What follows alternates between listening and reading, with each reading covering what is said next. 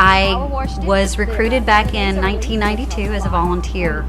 There was a group in my office that decided they wanted to do some volunteer project, and they asked a bunch of people if they wanted to help paint a house, and we all said yes, and the next thing I knew I was on a ladder painting a house.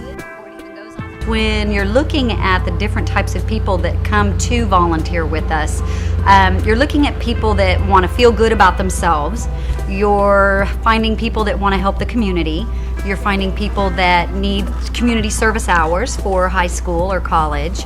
And it's just all over the charts with it, and we embrace all of them. I think it's important to communicate with your crew before the event to let them know what the house looks like.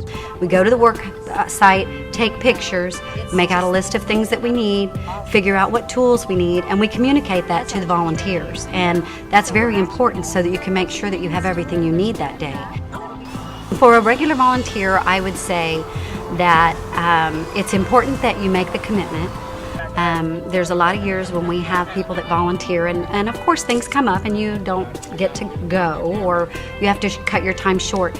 The important thing is to make the commitment, do your best to get there, and communicate with your team leader. Make sure they know that you're going to be there. 50 to 60, maybe even 70% of my job at times being a leader is also being a cheerleader, because I am spending a lot of time encouraging people to do things, to maybe even push themselves a little further than their comfort zone has them, so that they're willing to try new things, rolling screens and maybe sawing a piece of wood. And you can also have another person teaching someone new so that you have that resource to come back to next year. So being a cheerleader, making sure everybody's safe, okay, pick that stuff up, help each other, you know, let's get this done today. That's all a big part of it. Conflict is something that will happen, especially when you have people with leadership skills all in the same place. The lesson with conflict resolution is basically just trying to reach a happy medium. We're not here to try to resolve personality conflicts or anything like that. With 30 to 40 people on a house, you're going to have some conflicts, and that's all you have to do is just get them interested in doing something different where they're not together, and it works every time. It is critical to let volunteers know that they are appreciated.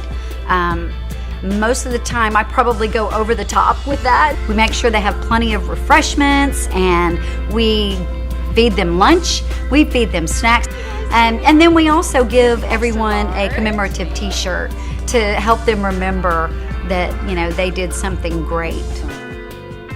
You guys are so awesome. I really appreciate you guys coming out. You guys did such an amazing job.